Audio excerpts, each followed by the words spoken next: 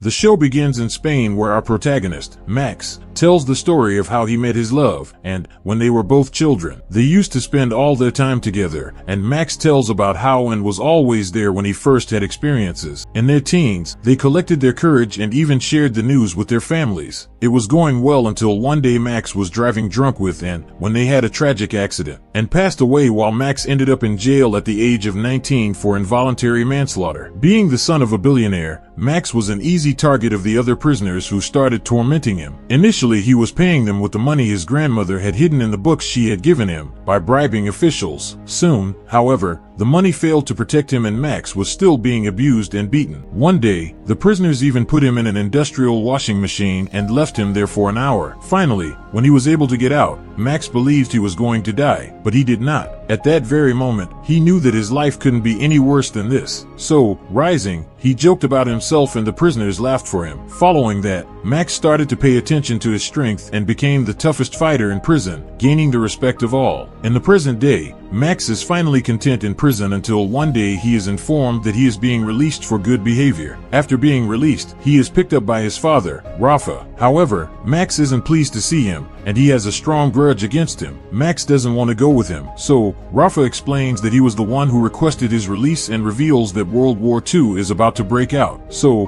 Rafa has arranged a secret luxury bunker for his family and tells Max that his mother and grandmother are already in the bunker. Nevertheless, the boy is not going along with him. However, when Max is told that Anne's family will be there as well, he finally changes his mind. After all, he's become addicted to being stuck with people who despise him. On the way to the bunker, Max and Rafa notice people on the streets filled with panic, running around with suitcases. Rafa then tells his son about the bunker, which was built after 7 years and is at the bottom of a lake. Then the father and son get on a helicopter and reach the destination, where they go down an elevator 275 meters into the ground. The guards at the entrance take their belongings and phones away so that no one can track them, even though they are 90% of the way there. Next, the duo finally enters the bunker and are amazed by its size and luxury. It covers an area of 20,000 square meters, including recreation areas for adults and playrooms for children. They're also given turquoise leather suits that help protect them from radiation, while the staff wear orange ones. The suits are able to track radiation and air quality, and they also have to wear a bracelet that will monitor their health indicators. In each room, there is also an AI assistant named Roxanne, who will be there to assist and change the window views. Then, when he meets his mother, Frida, and his grandmother, Victoria, who is dying of cancer, Max is excited. The family is extremely happy to be together again after having been apart for such a long time. Soon, Max's focus is caught by the family of Anne in the distance. This is the case with Anne's father, Gummo, and his new wife, Mimi, and his daughter, Asia. Asia and GMO do not appear to be happy about Max's presence in their midst, as they still hold him responsible for Anne's death. Max tries to make peace with them, but they don't forgive him and only insult him. It seems Asia has not only blamed Max for her sister's death, but also for her mother's death, which came shortly after Anne's death, as she was unable to deal with it. However, the two families are seated at the same table, and Asia directly inquires of Max about his feelings when he left the scene of the accident and left Anne to die. Max doesn't want to answer the question, but before Asia can say anything else, the others ask her to calm down. During dinner, the creator of the bunker, Minerva, arrives and greets all the guests while briefing them on the situation in the world. She admits that NATO is bombing Russia in response to the invasion of Norway, and that it has deteriorated in other countries too. She requests the full cooperation of all the guests and makes it clear that she is in charge of this place, so everyone must obey the rules. When he gets back to his room, GMO appears to be very angry because of the presence of Max and is unable to calm down. When Mimi tries to console him, the man suddenly tells her that he doesn't love her or care about her. When they were lovers and he was cheating on his wife, it was just for fun, he admits. The only reason he married Mimi was that he was grief-stricken over his wife and daughter's death. This deeply hurts Mimi's feelings and she begins to cry, but GMO doesn't seem to care. In other places, Max goes to meet Asia, but she insults and angers him again. Then he hands her Anne's phone, which he had removed from the scene of the accident before he left. He states that he loved Anne more than anything in this world and requests her to not hold so much hatred towards him. Following this, Asia runs to her room, where she begins to watch heartwarming videos of her sister and Max, which makes her smile. Look how cute he was before he killed her. Elsewhere, Rafa and Germo are drinking at the bar, where Rafa encourages him to attempt to forgive his son for what has happened. Then there's a huge rumble in the bunker. The lights go out and the walls start to shake. Everyone is in panic. So, people are requested to go to the safest place in the bunker, which is the dome. When she sees her father being carried by Rafa and Max, a terrified Asia frantically runs around looking for her father amidst the chaos. Then they all get on an elevator, but it suddenly goes haywire and they all are terrified. Fortunately, the emergency brakes come into play and they all get to the dome safely. There they see a number of screens in front of them, reporting on the apocalypse that is happening around the world. Cities are falling, fires are burning in the streets, and people are dying in droves. Minerva announces that a nuclear bomb went off just a few miles from the bunker, but assures them that they are safe there. However, things take a turn for the worse when a huge explosion occurs, causing the lights to go out and the TVs to lose their signal. No, not the Kardashians, but Rafa, who in the dark, admits to his and GMO's family that it was him who ordered Max to run away on the night of the accident. It was revealed that Max was extremely drunk and high, so Rafa knew that he would be blamed and he encouraged his son to get away. At trial, Max was nearly found not guilty of the accident, but then Rafa had a change of heart. He wanted to do the right thing, so he eventually testified against his son and had him sent to jail, which explains why Max was so upset with his father. When Victoria hears this, she is very angry and starts to scold Rafa for sending her grandson to jail, and she also chides her daughter Frida for marrying such a weak man. However, Frida challenges her mother for her overbearing nature that eventually made her turn to Rafa for love. She shockingly reveals that she never loved Rafa and only married him despite her toxic mother who never gave her the love she needed. This deeply affects Victoria, while Rafa is crushed to realize that his wife never loved him. It seems like money makes everyone sociopathic, but their discussion is cut short when Minerva tells them that two of her workers are about to come up with cameras to fix the antennas. The bunker's guests then watch a live broadcast of the two wearing protective suits going to the surface, where they are astonished to see dead bodies and burning streets. Unexpectedly, the glove of one of them sticks to a handrail and is freed with great difficulty by the other, but the glove tears in the process, and the man receives a dose of radiation, causing him to scream in pain. Just then, the camera also goes off while all the guests begin to worry about the well-being of those who went outside. But Minerva is not in a hurry and tells the guests that she will inform them about what is going on and leaves the dome. She soon arrives at the control room, where she excitedly congratulates her employees for making the billionaires believe their simulation. The twist in the plot is that there is no apocalypse and Minerva and her team pulled off a scam to fool the billionaires into thinking that a nuclear war had started. In fact, all is well outside. Episode 2. Through a flashback, we learned that Minerva and her team had been orchestrating this scam for a long time, but waited for the geopolitical situation to present the perfect opportunity. When the world started to get tense, they called their clients and played out the perfect game, with people running down the streets with suitcases. Why suitcases, though? I don't get it. Every aspect of the World War news was carefully crafted, and even the so-called tectonic shift that shook the bunker was staged. It seems that Minerva and her brother Zero were behind it, and they even hired a film director to stage the apocalypse. Kubri's son, perhaps. The stone block that broke through the walls, the dust from the ground shifting, the smoke, and even the elevator incident were all meant to play on the guests' psyche to make them not question their reality. Now in the dome, the guests are getting increasingly frightened of what is going on. So, Max tries to console his mother and grandmother. Despite the incidents in Hiroshima and Chernobyl, he says, humanity has bounced back, and so can they. Asia also overhears this conversation, and Max's words make her smile. Asia then heads to the toilet and starts watching videos of Max on Anne's phone, but then hears noises from the next stall. A woman hangs herself to her surprise and is near death. So, Asia urgently seeks assistance. She then frantically attempts to save the woman, as Asia is a medical student and has some expertise. The bunker's Dr. Julius soon arrives, and with their combined efforts, they were able to revive the woman. But the woman looks ungrateful and is disappointed with Asia for saving her. Elsewhere, Minerva reaches the dome and tells all that it is safe now and they can go back to their rooms. Later, a concerned Julia approaches Minerva, and it is discovered that the two are lovers. While Julia is worried about the mental well-being of the guest, Minerva does not seem to be worried and says that they will get used to it, as humans can adapt to anything. Thereafter, she and her team start to create special makeup for the man who went outside, to make his body look like it was burned by radiation. The scene then cuts to Rafa and Frida, who want to discuss what she said earlier. Rafa is shocked at her words, but Frida apologizes and then insists that she divorce her husband because she doesn't love him. She also shockingly reveals that she is in love with another man who is her yoga instructor. Rafa is heartened and can't accept this. but Frida is adamant that she has decided and goes to sleep in another room and to practice her downward dog. Later, the distraught Rafa goes to the dining hall to ask for some food, but the staff refuse because they ration everything and cannot give extra. But Rafa doesn't want to take it and starts to eat the food forcefully. So, Minerva sends a guard named Yako to deal with him. Yako urges Rafa to put the food back, and when he refuses, the guard shocks him with a taser. Max sees this and quickly rushes to protect his father and gets into a fight with Yako. Max is a good fighter and easily defeats the guard and even seizes his taser, but soon, several others appear. Max is ready to fight them all, but Minerva tells Yako to let Max go. Elsewhere, we see Gummo and Mimi, who have managed to reconcile with each other. Gummo reminds her of how passionately they loved each other when they were having a secret affair which ended after marriage, but she says they can still have that and suggests getting a divorce and having a secret affair. GMO is turned on by this, after which the two end up making love. In the meantime, Asia is spying on her sister's phone when she stumbles upon a sexy video of Max that he sent to Anne. This makes her feel uncomfortable and irritated, and she finally turns it off. A guard comes to Mimi later and asks what her blood type is, and she tells him that it is AB negative. The guards then escort her away with Victoria and some other women. The women are informed that the man exposed to radiation is worsened and immediately needs a blood transfusion. Mimi agrees to donate her blood, and as she is doing so, she sees Julia doing the fake surgery on the man.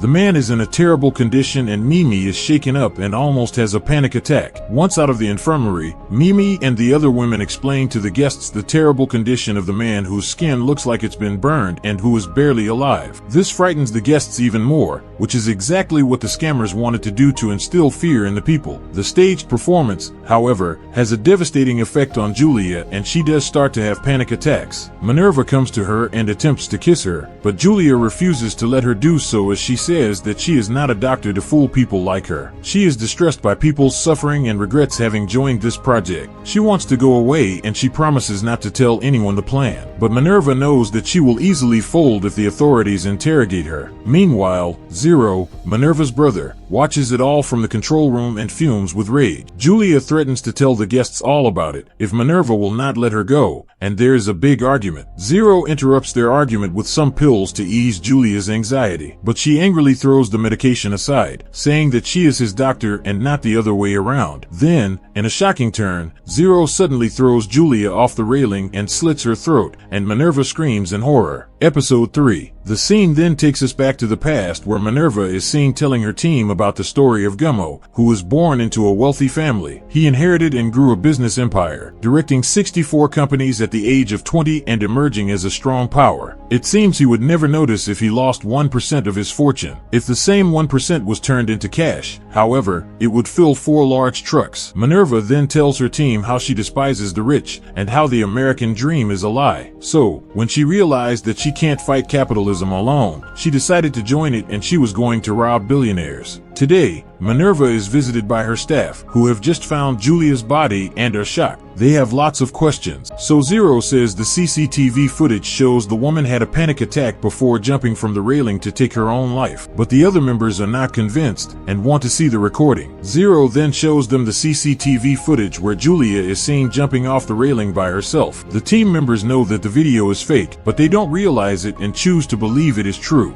Later, when the guests are eating, Minerva shows up and informs them that the man who was exposed to radiation and their doctor, Julia, have died, supposedly committing suicide. She also states that it is now more serious, and they will have to ration from now on and obey the rules strictly. Minerva then reprimands Rafa for taking some food the night before and tells Max to give her the taser gun back within 10 minutes. Later, in GMO's room, he and Mimi are seen in an intimate way, oblivious to the fact that Minerva's team is watching them via CCTV cameras. Apparently, Minerva has been watching all the time, and the video is being fed into their artificial intelligence. Roxanne H. In a flashback, we see Minerva's team asking her how all these billionaires will vanish overnight, as their near and dear ones would surely report them missing. Then she tells them that they will leave fake video messages for their loved ones, saying that they're just going on vacation. location. It seems that Roxanne, which Zero has been developing for 11 years, is a very advanced AI that can learn a person's mannerisms and even mimic them.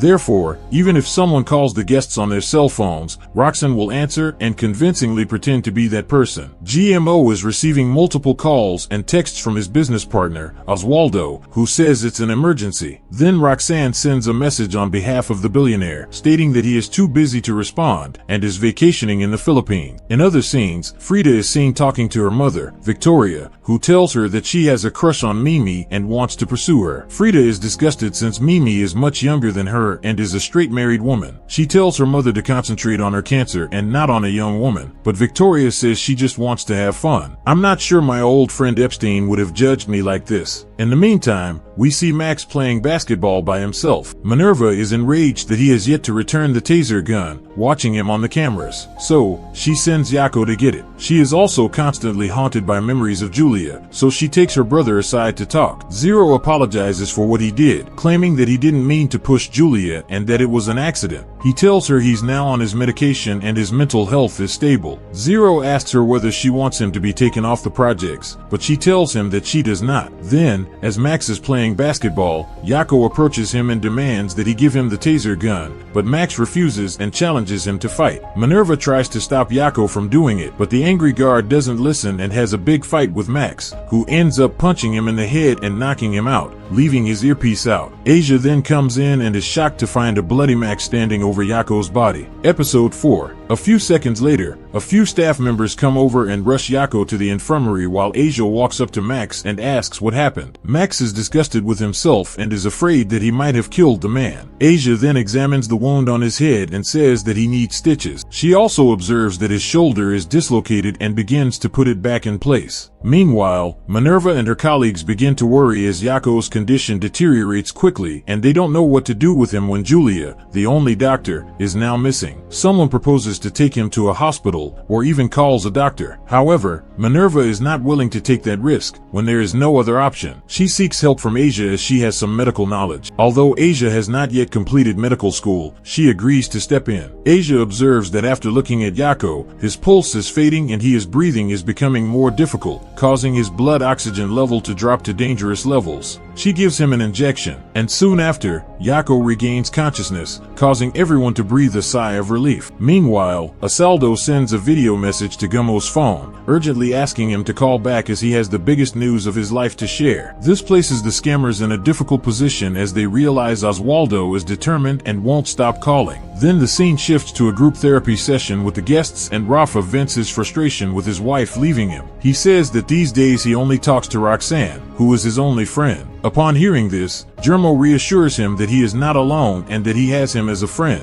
He also announces to everyone present that he respects Rafa because he was about to be acquitted of his crime, and it was Germo who asked Rafa to testify against his own son. In the end, Rafa listened to his friend and sent his son to prison, for which Gummo is forever grateful. Later, the two men go to a spa where Gummo encourages his friend to get over Frida and even arranges him with another woman. The two then befriend one of the female employees and decide to meet her later for drinks. Meanwhile, Victoria goes to Mimi and attempts to get closer to her, which Frida sees and finds disturbing. Victoria starts to speak ill of Germo, saying that he cheated on his previous wife several times and caused her a great deal of suffering. She then commends Mimi for supposedly turning GMO into a loyal and honest man, which is definitely not the case. At this moment, one of the guests receives a signal from a civilian who is on a plane and looking for a landing spot. The group attempts to communicate, but the transmission is not good enough, and they soon hear what seems like a plane crash. This causes them to be in a panic. However, they are unaware that it is another well-orchestrated move by Minerva's team to make them more afraid. In other places, Asia is seen mending Max's wounds and he gazes at her with love. This makes it difficult for Asia to concentrate as it becomes clear that she has started to develop feelings for him. She is overwhelmed, and she runs away in panic, leaving Max wondering what happened. On Gummo's phone, Oswaldo writes a message saying that he's traveling to the Philippines to meet him in person. This makes Minerva and her team panic. If Oswaldo calls the Philippine embassy, he will know right away that Germo didn't go there. And if he contacts the Spanish embassy, he will know that Germo never left the country. Despite not being ready yet, they have no other option but to use the AI Gummo to communicate with Oswaldo. Then Minerva and Zero take the chance and video call Oswaldo with the AI Germo. Oswaldo tells them that they've been given a company that Germo has been wanting to buy for 20 years. The AI GMO expresses excitement, after which Oswaldo asks him to come for just one day to meet with the owner, who only wants to deal directly with Gummo. With fake network issues, Zero is able to stall the call and get more information about the purported company. Later, the AI Gummo tells Mimi that he and his wife have had issues in their marriage, and he doesn't want to go back to them and would like to enjoy his vacation. Oswaldo knows what is going on, and he says that he will go and sign the papers with the owner himself, and he asks Germo for one day so he can sign the papers. On hearing this, the AI GMO gets emotional and says that he is not planning to purchase the company, but is going to sell the company and give all the proceeds to children in third world countries. This is worrisome to Oswaldo, so he says that he will take care of it and that GMO doesn't need to come. But the company owner will not go through with the deal unless BJ3 is involved, he adds. Unfortunately,